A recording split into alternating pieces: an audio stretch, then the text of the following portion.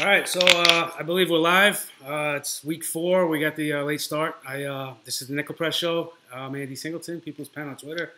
I'm joined by my usual group of handsome and entertaining gentlemen. Guys, you want to introduce yourselves? That's Jeff Infirmary Report. Good morning, Jeff. Morning, Andy. Tahal, out in Seattle. There you go, sir. And of course, Doug up in Rhode Island. I'm in Edmond. I'm at this work thing. I don't know where the hell I'm at right now. I'm not near home though. I'm doing this from the road. I'm dedicated. Well, there you go. Hey, Tahal, do me one favor. Just push the camera down a little bit, a little lower, just so I can get you squared in the box. All right, we're good. Anyway, we normally start this thing at 11 o'clock every Sunday. We're going this week at noon, obviously, because of the Jets-Dolphins game. I am sacrificing watching my own home team Jets to be able to. Looks like it's still on there. Yeah, you can see him in the background. It's Yeah, this is perfect because now I can watch the game. When this gets boring. All right. This is awesome. Thank you. You're welcome. They should do this every week. Although I hate I hate Thursday night games and I hate London games. Hey, Chris Ivory, this is why you don't listen to reports that close to kickoff when they're saying he might have a touch going into that game. What's going on? Well, we missed the doctor last week.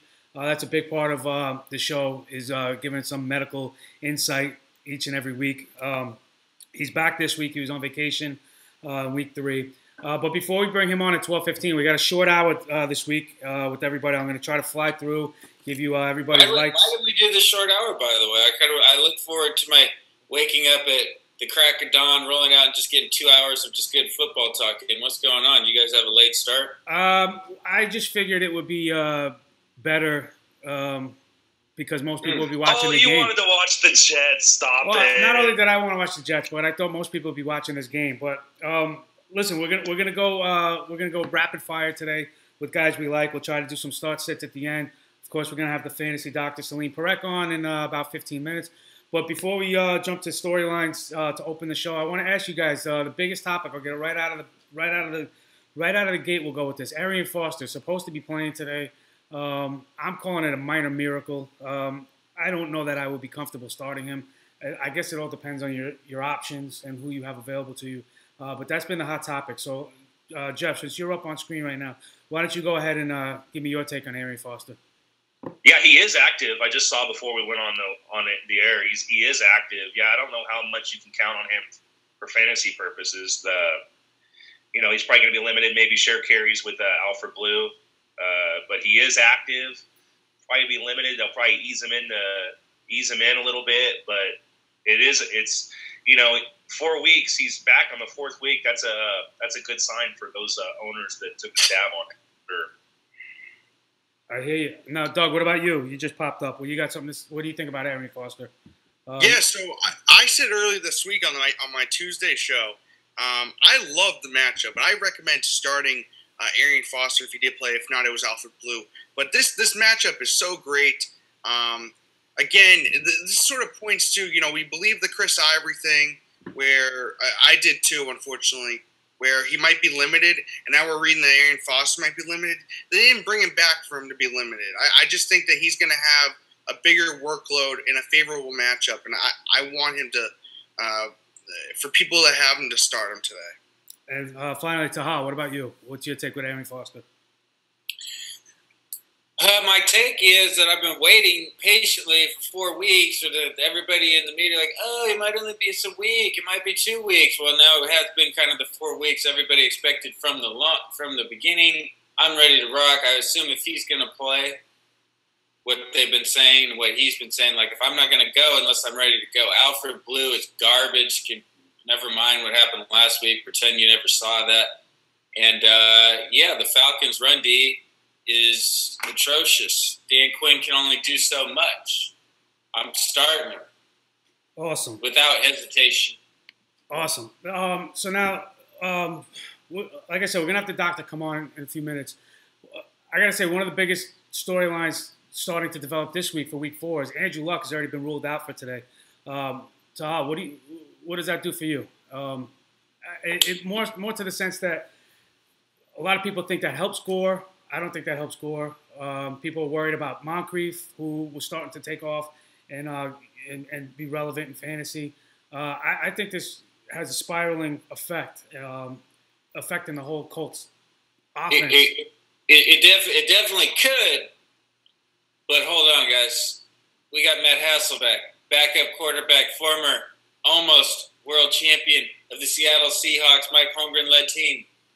What are we so worried about? They're paying this guy $4 million a year to be the backup. He's going to be fine. I mean, I'd be feeling good about a Jaguars bet right now, whether it's a money line or just covering the spread. I don't know what it changed to. But, you know, the Jags are the Jags, man. Those backup quarterbacks can beat the Jags. Hasselbeck still got some game. They still got the weapon. I think it'll probably lead to more carries for Gore than normal. So, that could be a good sign. They probably won't be as pass heavy. But I think Hasselbeck's going to surprise today, and I think he's going to lead the team to victory. He's a veteran, calming. It's all good. You speak to something, and Jeff, go ahead and chime in if you want, but you do speak to something. Well, he is a veteran, and there's plenty of weapons still in that Colts offense. But go ahead. What were you going to say, Jeff? Well, I love Elizabeth Hasselbeck. I think she was really good on The View. I don't beyond that. I don't know. He's what is he, like 40? He's my age. I wouldn't want to be getting hit by all those big men. I think you're being a little generous to yourself right now, but okay. No, I somewhat agree with Sahal. I mean, he is very capable backup, man, and he does have the weapons. They may lean on Gore a little bit more, but it is the Jaguars, so you can't, if you're starting Gore or Moncrief, you still got to roll with those guys. Right. Now, Doug, were you old enough? Are you old enough to know who Matt Hasselbeck is, or do you need us to fill you in on that real quick? So I'm concerned. I think that to Hall and Jeff, I feel like that's actually Tim Hasselbeck. It's gonna rip off the mask and he's right there. Seriously, this guy might be getting paid $4 million a year, and yes, I do know who he is. But I guess I wasn't walking then. But no, it's I don't know. You're gonna see them run more. You're not gonna see him throw 40 passes.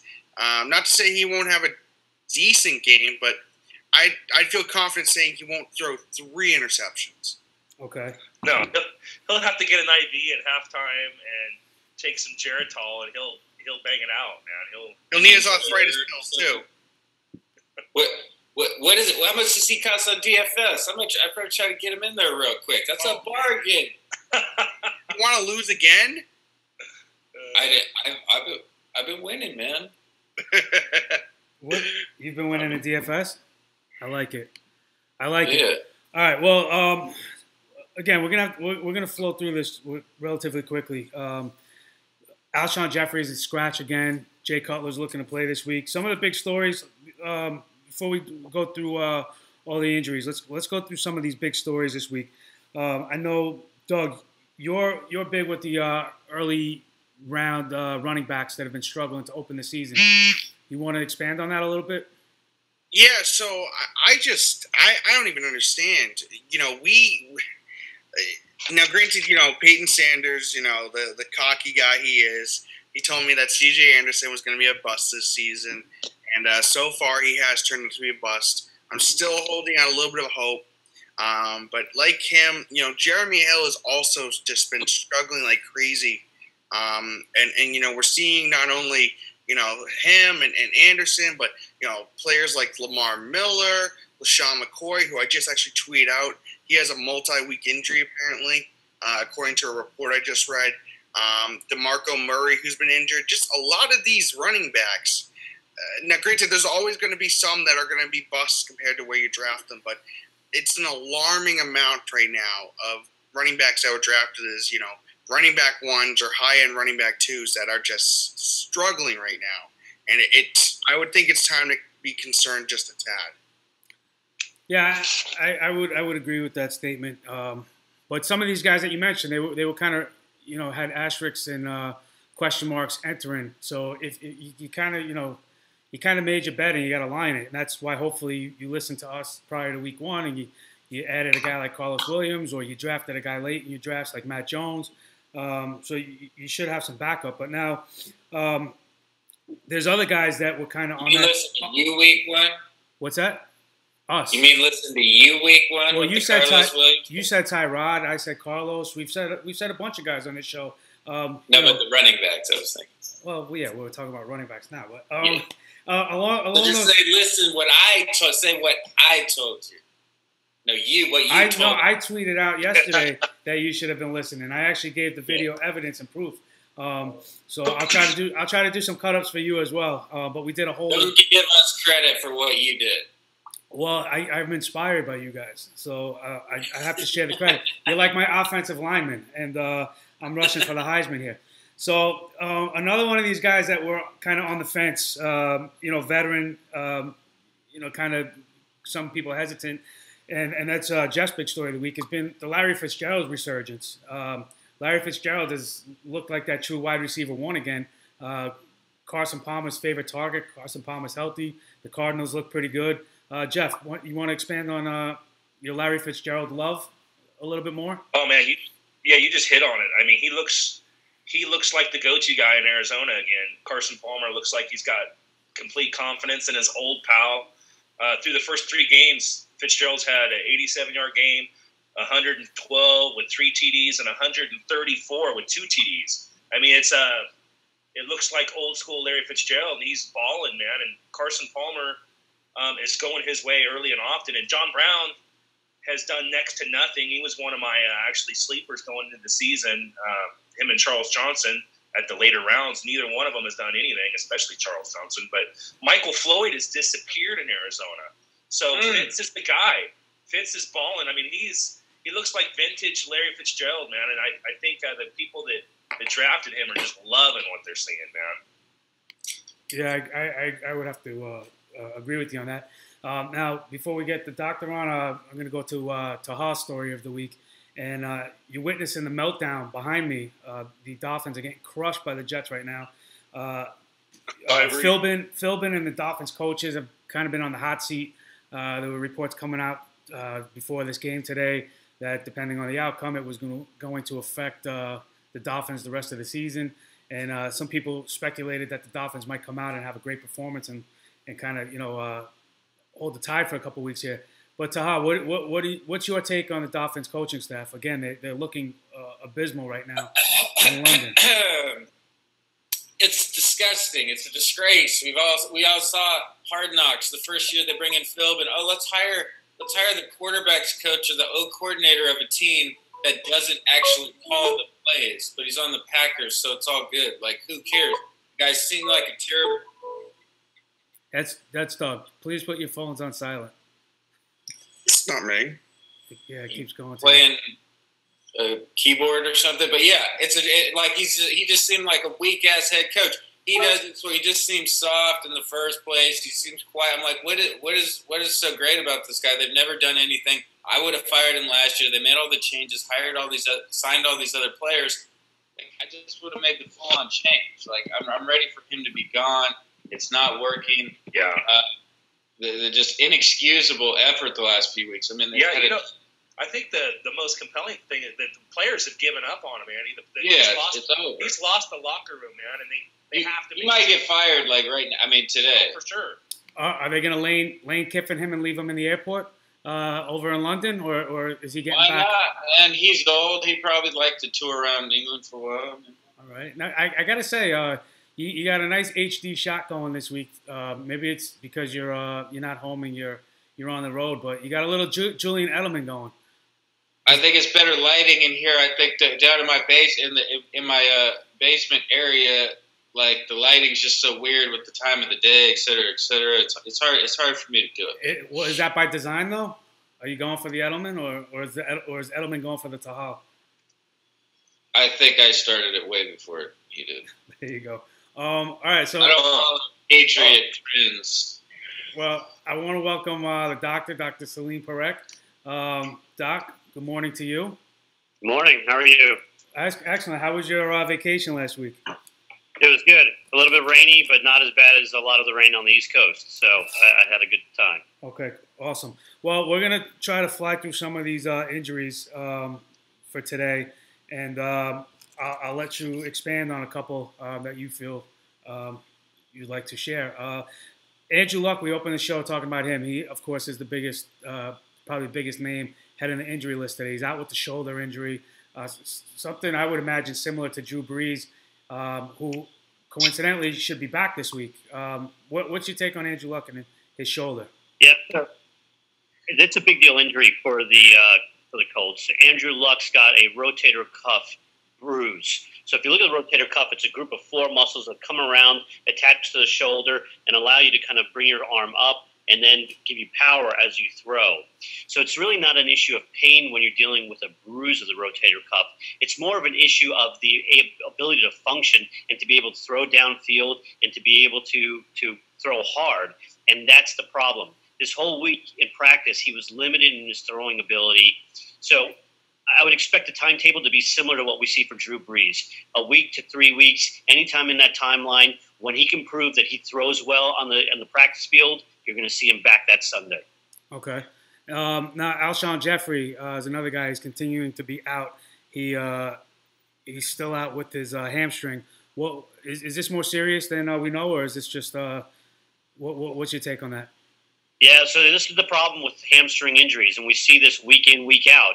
You know, all hamstring injuries are not the same. Some guys can bounce back within a week. Other guys take 4 to 6 weeks, and it just varies. And it looks like Alshon Jeffrey is towards that longer timeline, probably in that 4 to 6 week timeline. And really what dictates the ability to come back is to be able to have minimal pain and to have the explosiveness that you have on the uninjured side. Because if you come back too soon, you have a chance of re-injury. And usually when you re-injure, it's a lot more severe than the first time around. So look for the Bears to really kind of nurse him along during this timeline. Okay. Similar injury, Marshawn Lynch, hamstring. He's got the Monday night game, so it's a little questionable. What's your take with that? Thomas Rawls looked good in his absence last week, so a lot of people are wondering what they should do with the Lynch situation. What's your take? Yeah, so here's the deal. Pete Carroll talked about the MRI being done. First of all, if you're doing an MRI for a hamstring injury, it's not just your simple injury that's going to bounce back in a week. That alone tells me that there's some more going on. And then Pete Carroll actually admits that, hey, the MRI showed something. Now, he didn't tell you what it showed, but I'll tell you what it probably showed. Collecting in the muscle itself, it probably showed some tearing of the muscle as well. All of that means to me that he is unlikely to play Monday night. You're probably going to see him out for 1 to 2 weeks. Okay. Now, go ahead. What were you saying?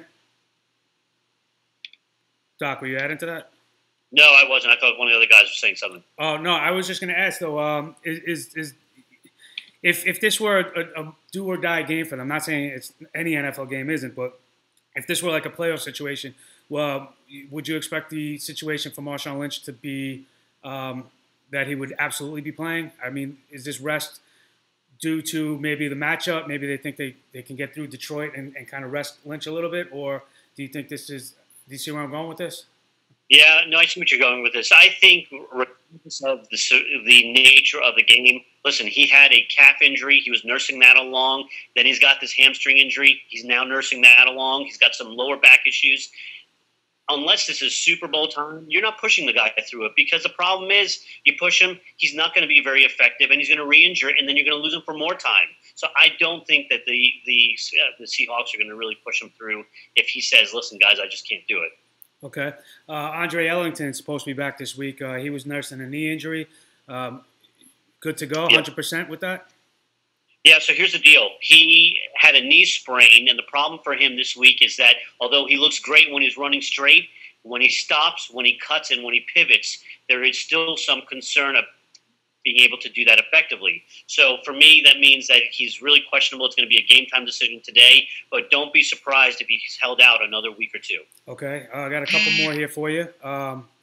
Davante Adams still out with an ankle injury. He was questionable, but what's your take with the ankle? I mean, I know from the past, from what I've heard, high ankle sprains are brutal to deal with and to recover from, especially in season. Is that what Adams is in fact facing?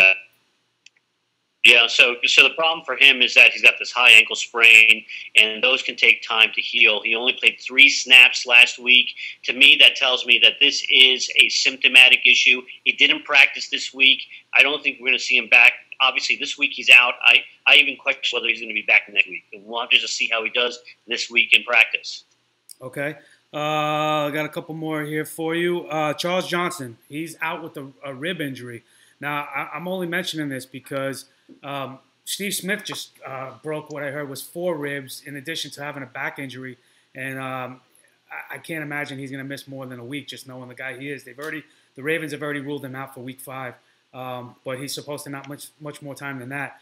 Charles Johnson's nursing a rib, from what I understand. How painful and difficult can this be, especially for a receiver? Yeah, so Charles Johnson's got the rib injury. That's a big deal. The biggest issue with single rib injuries is pain. So as soon as the pain quiets down enough, these guys can get back on the playing field.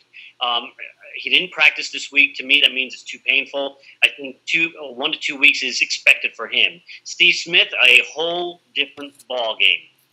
So he's got 4 rib fractures more towards the back of his ribs. So where the ribs connect into the spinal cord, that's where those rib fractures are. For him, it's a much bigger deal because 4 rib fractures can be very, very painful. But also, depending on where these ribs are broken, it can also lead to a little bit of instability. And so the problem for him is going to be not only an issue of pain, but what hasn't been disclosed. What hasn't been disclosed? Like 2 on either side. And so he may be out for an extended period of time. My guess, 4 to 6 weeks, if not longer. For Steve Smith, you're saying? For Steve Smith. Oh, wow, okay. That's worse news than what I was seeing reports of. But I trust you for all my injury stuff. But I'm trying to go down the list here while we have you. Julius Thomas, he's got a hand injury. He's still out. What gives with that? JPP, we've talked about, could play with missing fingers. Although I know you've had a different take on that, but we've seen guys play with Cass. I know he's a receiver, but he's also a tight end, so he's blocking. What's keeping this guy so long?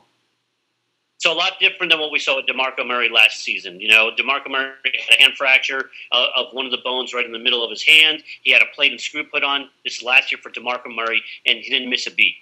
So a little bit different injury. Same kind of thing. He had plates and screws put in. Julius Thomas, though, is a tight end, and that's where the issue is bigger. A tight end has to be able to block effectively, has to be able to catch the ball, and so that's why the timeline for him is 4 to 6 weeks from the original date of the surgery. So you're looking at him being back probably next week or the week after. He saw a hand specialist this week. My suspicion is they got x-rays, they didn't see enough bone healing, and said, listen, you got to be out another week. But I assume that he'll be back within the next 6 weeks. Okay. I asked about Julius Thomas because a lot of people were expecting him to be back for week 4. We opened the show talking about one of the biggest stories of the NFL season, and that is Arian Foster. You diagnosed his injury at length when it first happened. We had a feature on that on the show. Now we have you. He's supposed to be back this week. I'm very iffy and cautious about him. I usually take the stance that if an NFL player is playing, that you treat him as if he's 100%. Even if he's nursing an injury too, he's not going to play if it's at risk. But with this injury, I was still cautious. His first return to action, I'm hesitant to start him. Is there anything that you would tell me that should make me rethink that? So I think that, remember, practice. You're breaking up. Uh-oh. That was going to be good. Real. Is he you guys hear me? Now I hear you. Start over. Arian Foster. All right. Why should we feel comfortable? Yeah, Arian Foster. Yeah, so here's the deal. You know, practice situation, which he's been doing for a little while, is much different than real games. You know, in the games, it's higher intensity, higher impact, and a lot more adrenaline firing. In my opinion, the Texans are really going to limit his play today. You look for him to do some snaps, but I don't imagine that he's going to be playing the whole entire game. He's going to be filtering in and out throughout the game, and the Texans are going to watch and see how he does. If he plays well this week, look for him to come back full-time next week. But I think, again, this week they're going to be cautious and try him out and see how he does in real game-time situation. Okay. Got you for a couple more minutes here. So I know you mentioned Drew Brees when we started this by talking about Andrew Luck. He's supposed to be playing again. He's got the Sunday night game. If you don't get him out of your lineup before 1 or 4 o'clock and he doesn't play, you're screwed. So is there any pause for Drew Brees going into tonight?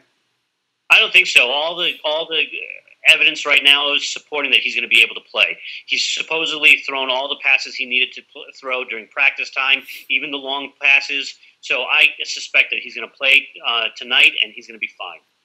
Okay, good news. Anybody else you'd like to mention? We went through most of the major injuries. There were some guys in the Jets game, like Ivory and Decker, that obviously we didn't start in time to talk about. They seem to be okay today, Ivory in particular. Anybody else that we haven't mentioned yet that you'd like to expand on or include? Here's the deal. I just want to talk about Ben Roethlisberger because I missed last week's show. Obviously, he had the MCL injury, and everybody's been talking about it. And then he's got this bone bruise, and what does it all mean? And then this week he was seeing sidelines without his crutches, and everybody's saying, oh, my God, he must be better. He's going to come back sooner. All right, broke up again. You guys got me? Now we got you. So we saw him on the sidelines, no crutches. Yeah. So MCL injuries for what he has is grade 2 injury. That usually takes 4 to 6 weeks to heal. The complicating part to it is the bone bruise. What is a bone bruise? Well, think of it as if you look at your bone, it has a hard outer shell and a soft inside. The bone bruise is where the inside basically has small breaks in it, but the outer shell is okay. You push him too hard, too fast, you may actually break the shell. And if you break that shell, that may need surgery. So look for the Steelers to be cautious on him. I still think 4 to 6 weeks is the timeline. With a brace, he's going to be back, but 4 to 6 weeks is the real timeline, in my opinion. Okay. Excellent. Anybody else? And I'm glad you touched on Roethlisberger. I completely forgot about him because in prepping for Week 4, obviously he was out of action, so wasn't even on my mind, especially with the Thursday night game. So thank you for bringing him up and mentioning him. Anybody else? Yeah, Jay Cutler. For the guys who actually want to activate him, he's got that hamstring injury. I think he's going to be playing today. All the information does suggest that he's doing okay through practice, and I think he's going to be playing today. Okay, good. Although he's still missing Jeffrey, but they have a somewhat decent. Martellus Bennett has a good matchup. We'll get into that in a little bit. But Doc, where can everybody find you on Twitter? Yeah. So before that, I just want to touch on Victor Cruz. There you go. I think Victor Cruz is going to be a big issue. His calf injury is a big problem. The re-aggravation this week is, in my opinion, a red flag. I think another 4 weeks of timeout. We're losing the doctor again. Can he give me a physical through video? Can he give you what? A physical. Who? The doctor? You got to go. I think you're going to have to go to him, though. They do video stuff. I'm just telling you how. The problem is you can see a guy re-aggravate his calf, and then he's getting PRP injections, and he's struggling. I think another 4 weeks is what you're going to see for his timeout. Okay. Doc, I don't know if you heard that or not. Tahal would like to know if you can give him a physical checkup. So I don't know if you can do that virtually or if one of you would have to make the trip. I bet Tahal's liver enzymes are high. Wait, I missed that. I missed that. It looked like the doctor was reaching to put a glove on. So I don't. Yeah, I was gonna say me to put the white glove on. Yeah. He might. This might be a physical actually Tahal wants. But Doc, where can everybody find you? On Twitter, you're at Salim Parekh. Have your credentials there, so anybody paying attention can find you on Twitter right there. Me on Salim Parekh MD on YouTube. You can find me at the Fantasy Doctor. You can track the injury videos right there, and we go into much more depth on these injuries. Okay, awesome. Well, I want to thank you again for your time, and then by all means, stay and hang out with us for the next half hour if you like. But we're going to get into some players guys like for this week, and guys. Great stuff, Doctor. Guys dislike. Jeff, before we get into that, I just want to give you an opportunity to plug real quick your DFS stuff. We have about a half hour for people to get lineups in. So where can they find the stuff that you and Peyton have been putting out? Yeah, our cheat sheet. Well, there's Peyton Sanders, who's usually on the show here, does our cheat sheet over at TIR Football. It's an affiliate of the bigger website, the Infirmary Report. Our cheat sheet's there for week 4. He put a lot of work into it, and we cashed out last week, did really well, made a lot of people some money. So if people are interested, that's where they can find it at TIR Football. Excellent. And Doug, of course, does a Tuesday night waiver show on Block Talk Radio that we then put the link up right here on the Nickel Press. So you can check him and Mario Rotundi every Tuesday night. All right, so let's get into this. Tahal, come back to me. Guys you like this week. And we'll try to go through this pretty quick. We got about 15 minutes or so to get through about 30 guys here. So give me a quick reason. I'll give you the guy. You tell me why. So, Tahal, you got Allen Hurns as a guy you like this week. Why Allen Hurns? Yeah, I like him a lot because I see Vontae Davis hasn't been quite what he has been, but he's still like one of the better DBs in the league. I figured he'll be on Allen Robinson a lot of time of the day, and then Hurns will get some nice one-on-ones. And I'm thinking I already guaranteed he scores a touchdown this week, so that's what I'm going with. The rest of the Colts DBs are trash. I don't know if Toller's still feeling good or if he's out, whatever. I don't care about any of the Colts DBs other than Vontae Davis, and he probably won't be on Hurns. Touchdown, guaranteed. Lock it up. Okay. Excellent. So, Jeff, I'm going to switch it over to you. You got Latavius Murray as a guy you like. Why do you like him, Jeff? Murray? Yes, Latavius. Well, they're playing Chicago, which is horrendous, man, and they're giving up 135 yards a game on the ground.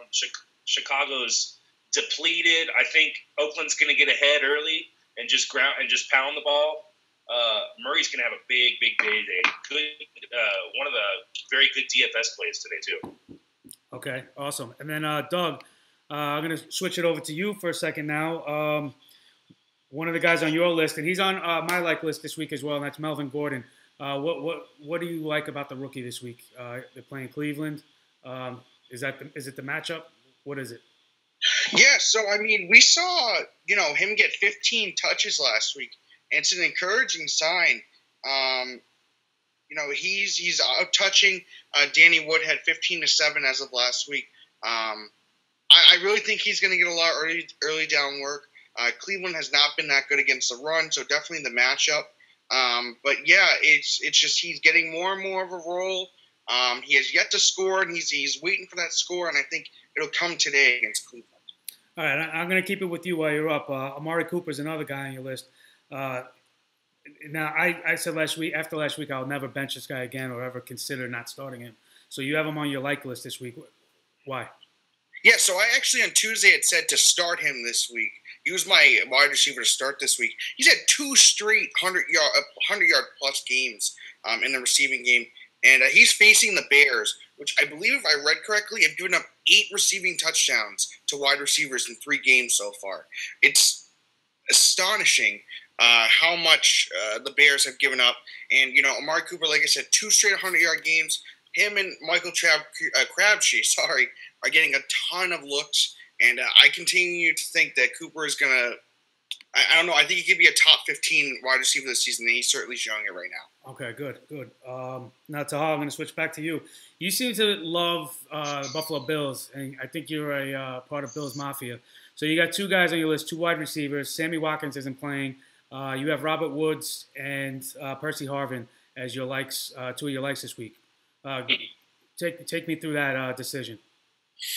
Yeah, I didn't realize I put both of them on there, but in DFS lineups, I'm kind of mixing them. I either have one or the other, and then maybe like a Clay. Sammy Watkins and LaShawn McCoy being out kind of change it up here for Tyrod. I'm a little concerned about him having best overall performance he could possibly have. But let's look at this. The Giants are like the worst team in the NFL as far as passing yards given up. Somebody's got to get the yards. I mean, I suppose you could go real deep and go for Whitey Hogan, who's actually not that bad. But I like Harvin to get a ton of targets this week, and I like Robert Woods has a great chance to score too. I mean, he's cheap. I think Woods is 3,100 on DraftKings. Harvin's like 4,600. So for the price, I think they're both crazy bargains. Now you probably want to pick one or the other, not necessarily Bill's stack, but I've been stacking one of those guys with Clay at tight end, who's also cheap. And does that include a Tyrod Taylor in that stack as well? Yeah, I put him in one lineup every week. He's still totally undervalued. I think he's like 5,800 on DraftKings, and it's just kind of like, okay, dude, this guy's been top 5 every week, and the Giants are the worst pass defense in the NFL. Losing Watkins and McCoy hurts that to a degree, but I still think he has a top 10 kind of day. All right. Now, in keeping with the Bills, and Tahal, as you alluded to earlier in the show, the great forecast I made with Carlos Williams. I thought I said that. No? Yeah, well, one of us did. Somewhere along the lines. It was said on this show. But, Jeff, you have Carlos Williams as one of your top plays for this week. I love this pick, obviously. He's one of my favorite guys this week. I've been all over that since his pricing came out earlier in the week for DFS sites. But I like him in all kinds of leagues, head-to-head matchups and season-long everything. So I'm all on the Carlos Williams train. Tell me why you are as well. And I got Carlos Williams in every single DFS lineup today. I love him, especially at his salary. Also love him in just in terms of fantasy, just purely based on volume. McCoy's out, like we said earlier. Williams is going to be the guy, the bell cow there today. He's looked fantastic in his action this year so far. The Giants, the one thing that the Giants have been fairly stingy against the run. I don't think it matters today. I love Williams in fantasy, DFS, all of it. Okay. Now I'm gonna keep it with you for a second because conversely, you have a running back you do not like this week, and that's the muscle hamster, Doug Martin, who we're not supposed to call the muscle hamster anymore. But after we launched your video proclaiming him for the season, I'm kind of surprised to see him on your dislike list in only week 4. So what is it you don't like about him this week? Well, it pains me to say because I was the guy that thought Doug Martin could bounce back this year. They Logan Minkins there, and they retooled that offensive line with some rookies, but that obviously hasn't happened. He has been losing carries to Sims now. Martin, it's more, I still think obviously he'll do better than he did last year. That was horrific last year, but they're playing Carolina, who's ranked 4th against the run.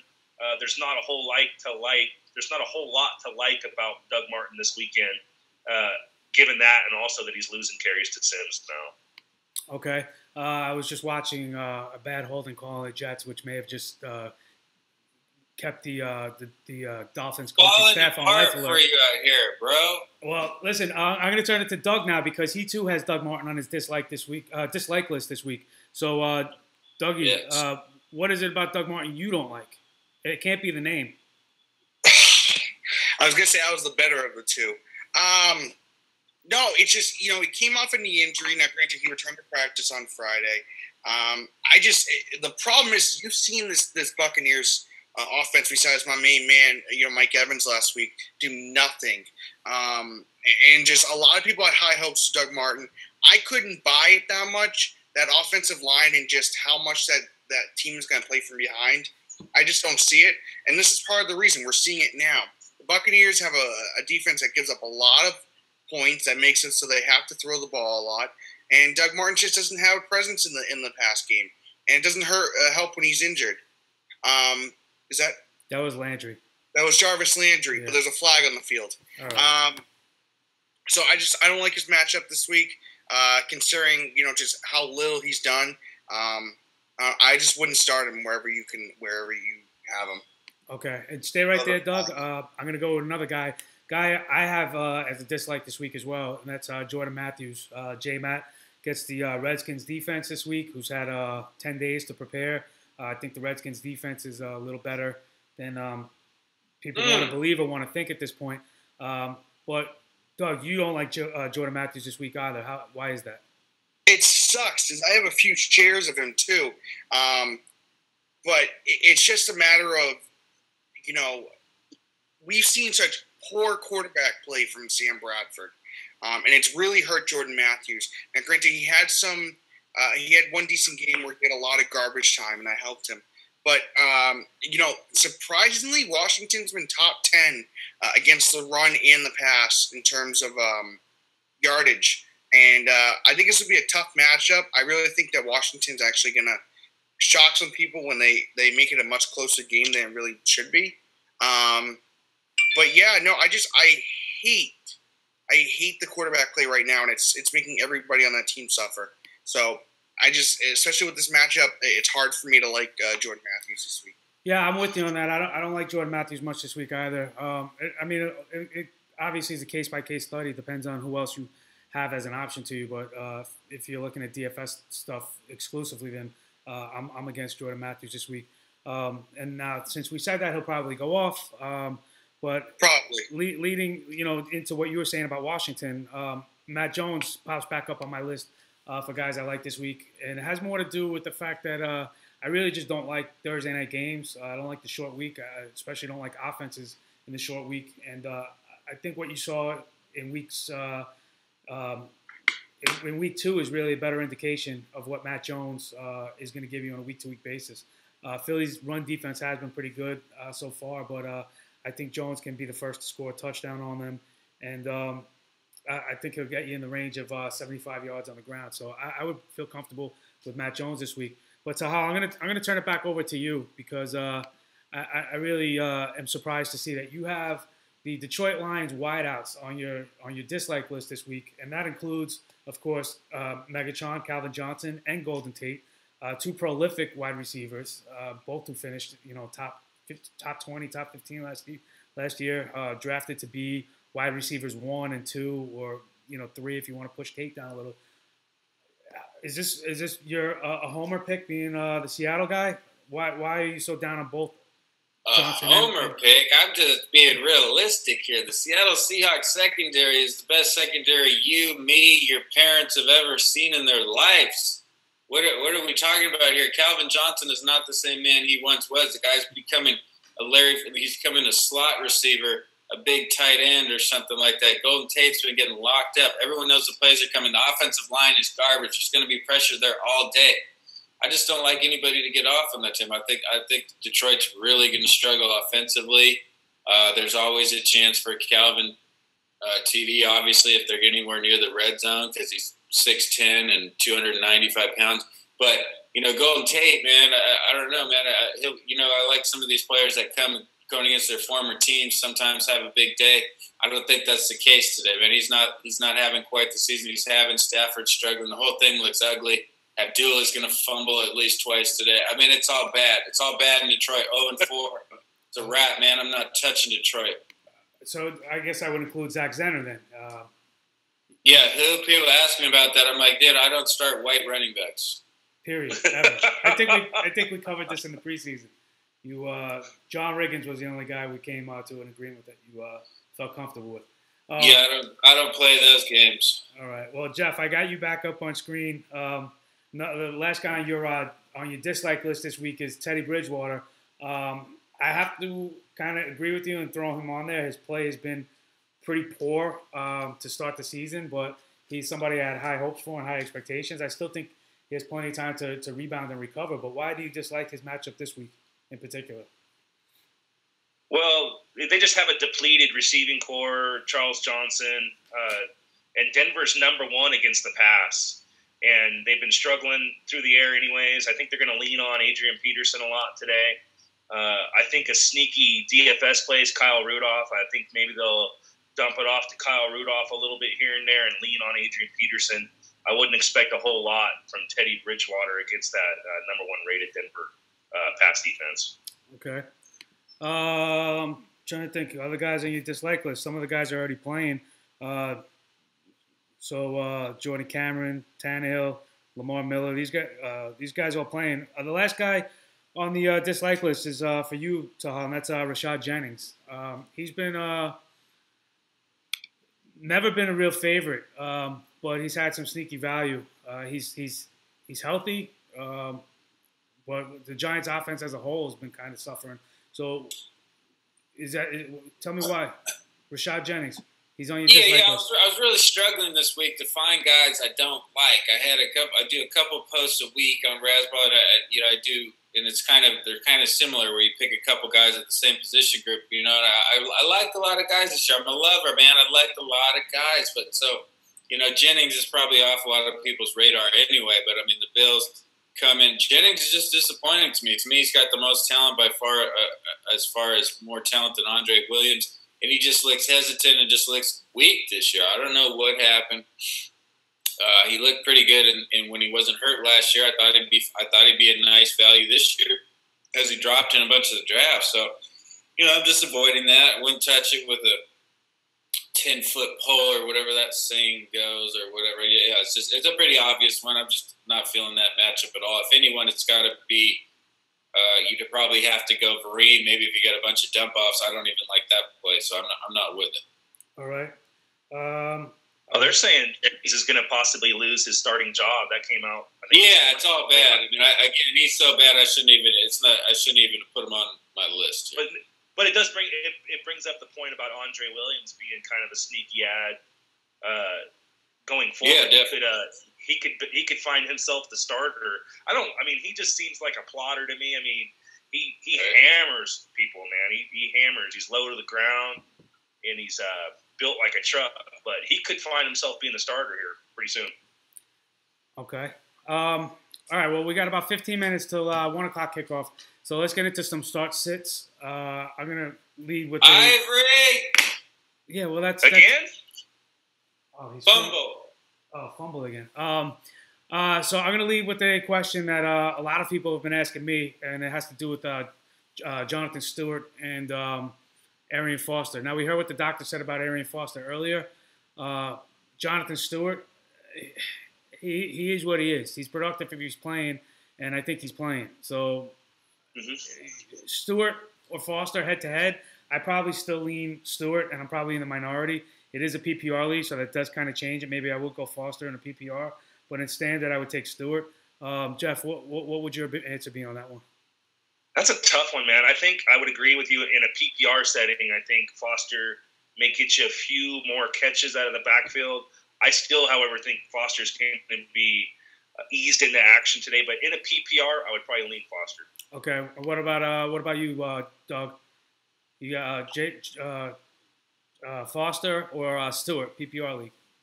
Yeah, so I've been telling people, like I said, I told people on Tuesday to start Foster if he played. Love the matchup, especially in a PPR league. If Alfred Blue can put up 100-something yards, that means that Foster on like one leg could pull up like 300. So I really think you got to start Foster this week, especially in the PPR league, where that's his go-to thing. Okay, Taha, what about you, Stewart or Foster, PPR league? I gotta go Foster, man. Stewart has been one of the bigger disappointments for me in the NFL. If he's got this injury that he's had, he should have sat out like week 1 or 2. It just lingers, and he's just been utter trash for now 3 or 4 weeks or whatever it's been, and it's starting to really irritate me because now he's still not back at full strength. He should have just sat. They could have won the game without him. It's not like he did anything. I got to lean Foster, man, until Stewart. I was big on Stewart last week. I thought it was a perfect time for his breakout. Again, against Tampa, if it doesn't happen this week, it's like sit the dude down. Like, he's the most injury-prone person I've ever seen in my entire life. I'm just tired of it, man. I don't believe I was big on him this year, and I'm just not anymore. He's becoming like the new Fred Taylor, isn't he? He's like fragile Fred Taylor. When he's healthy, he produces it at a high level, but he's never healthy, ever. Like never. Like last year, he finished the year really good, and then they should have just sat him week 1 or something. Oh, that's been his story most of his career. But that question came from Lucio and Lucio5 on Twitter. I got another one from Michael Ryan it's MSR. He's got Carlos Williams as his RB1, and for his RB2, he's got a choice of Foster, Abdullah, or Ryan Matthews. Based on everything you guys just answered with Foster versus Stewart, I would have to take Foster over Abdullah and Ryan Matthews. DeMarco Murray's back. It's going to cut into Ryan Matthews' time. We mentioned earlier that the Redskins' defense is better than what they're being given credit for. Jeff, what would you take between Foster, Abdullah, or Ryan Matthews as an RB2 or Carlos Williams as an RB1? Yeah, you can cross Ryan Matthews off because Murray's playing. So between Abdullah and Foster, I'd probably lean Foster again. Although, like I said earlier, I disagree somewhat with Doug. I think he's going to be eased back in somewhat limited. Although he's going to have enough touches to be productive. So I got to lean Foster again, even in that situation. Okay, Taha, take that question away and then pose one of your start set questions. Yeah, that's not even a question for me. Who is the other guy? Who is the running back? What mass running back are we talking about? Abdullah, who you basically just said should be cut from NFL teams a short while ago. The one cut back, Amir Abdullah. That's not even a question. He's going against the Seahawks, who are known to be stripping people. He's gonna fumble at least one time today. Watch KJ Wright just rip the ball out of his hands. The guy fumbled like 30 freaking times in college. Good luck going today, man. He's probably get knocked out of the game early. I'm not an Abdullah guy. All right, so you got to start sit that somebody's asking you. Yeah, I got thousands, man, but I already answered them all. I don't know. Let's go. Fire one away. Put one up. Doug, you got one? Doug? No? I got one where my boy's asking me, my boy fell asleep. Dave Lackford Esquire is asking me, he really wants to know Robert Woods or T.Y. Hilton. He's that sold on my Robert Woods pick. Hilton with Matt Hasselbeck. So he's really posing that question. Well, yeah. I think you just answered it right there. Hilton with Hasselbeck or Woods. I would go with the Woods pick as well. Jeff, you got a difference of opinion on that? Dude, no. Elizabeth Hasselbeck can spin it, man. She can spin it. What's your obsession with Elizabeth Hasselbeck? She's a quarterback in the Colts. You're she can spin it, man. That's actually his brother's wife. You're too young. You're too young for that one, Doug. All right, somebody fire up another start sit.